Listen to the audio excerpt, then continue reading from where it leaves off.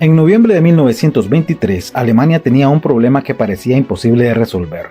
Un dólar llegó a valer 4.2 billones de marcos alemanes.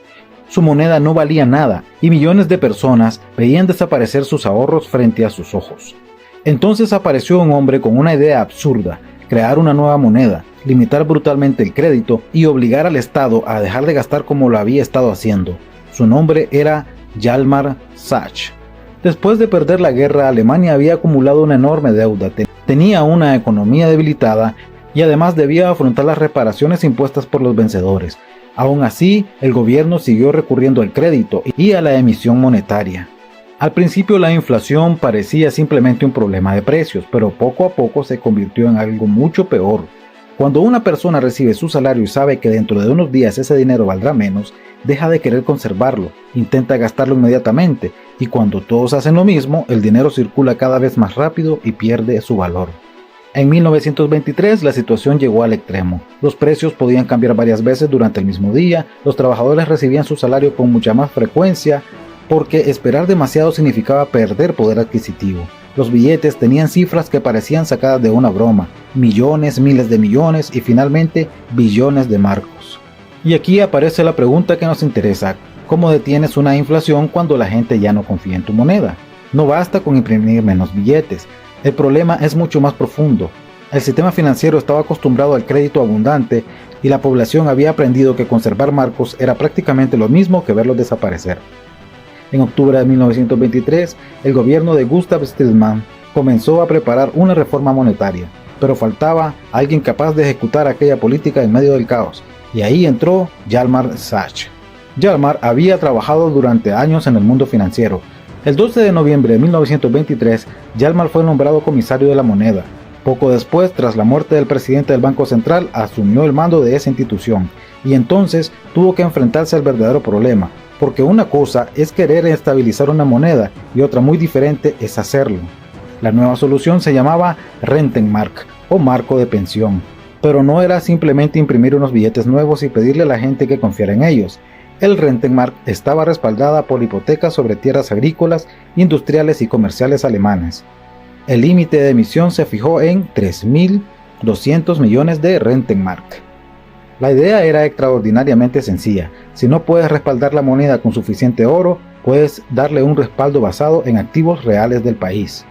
Y llegó el momento decisivo. A partir del 20 de noviembre de 1923, la antigua moneda fue convertida en una proporción que parecía imposible: 1 billón de marcos antiguos por un Rentenmark. Pero cambiar las etiquetas de los billetes no iba a solucionar nada por sí solo.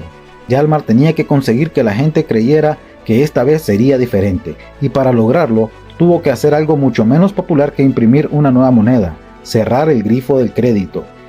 El Banco Central dejó de actuar como una fuente prácticamente ilimitada de financiación. La política monetaria se volvió restrictiva y el crédito comenzó a ser controlado con mucha más dureza.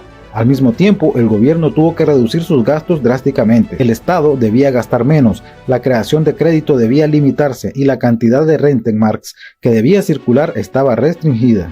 Pero había otro obstáculo: cómo convencer a un Estado desesperado que dejara de utilizar el Banco Central como una fuente de dinero.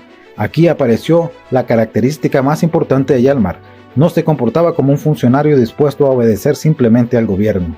Después de su llegada al Banco Central, empezó a ejercer una enorme influencia sobre la política económica. Pero ¿cómo consiguió que el Estado aceptara sus condiciones? La respuesta es que tenía algo que el gobierno necesitaba desesperadamente: una moneda que sí funcionaba. Y la estabilización comenzó a funcionar. La relación entre la antigua moneda y la nueva se fijó en 1 billón a 1. La Rentenmark logró mantener su valor mientras el gobierno reorganizaba sus finanzas. Al final, la Rentenmark fue una moneda de transición. En 1924 llegó la Reichsmark, establecida oficialmente con una equivalencia de 1 billón de antiguos marcos por una nueva unidad. Además, Alemania tenía todavía que resolver el problema de sus reparaciones y de su deuda. Después de eso ya pudo recibir ayuda internacional. Pero la hazaña de 1923 ya estaba hecha, y Hjalmar se convirtió en una celebridad. El hombre que había llegado cuando el marco estaba muriendo pasó a ser conocido como uno de los grandes responsables de su estabilización. Años después, Hjalmar fue convocado por Hitler. En 1933 regresó a la presidencia del Banco Central bajo el régimen nazi. Ayudó a impulsar políticas económicas que facilitaron el rearme de Alemania y la expansión del gasto estatal. Y Hjalmar terminó chocando con el propio régimen, pues no estaba de acuerdo ni con la política de los gastos ni con su posición antisemita. En 1937 dejó el Ministerio de Economía y en 1939 fue retirado de la presidencia del Banco Central, después de advertir sobre el peligro de la expansión de la deuda y del dinero. Durante la guerra, su relación con el régimen se deterioró todavía más. En 1944 fue enviado a un campo de concentración. Al terminar la guerra, fue liberado por las fuerzas aliadas y posteriormente acusado en los juicios de Nuremberg.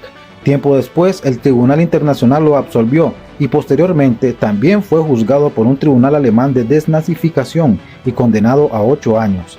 Después, liberado en 1948. Hjalmar murió en Múnich en 1970 a la edad de 93 años. Hjalmar tuvo que salvar el valor del dinero haciendo algo que ningún gobierno quiere hacer cuando existe una crisis: decirle que no al dinero fácil. Alemania tardó en aprenderlo años y Hjalmar tuvo que enfrentarse a uno de los peores experimentos económicos de la historia para demostrarlo.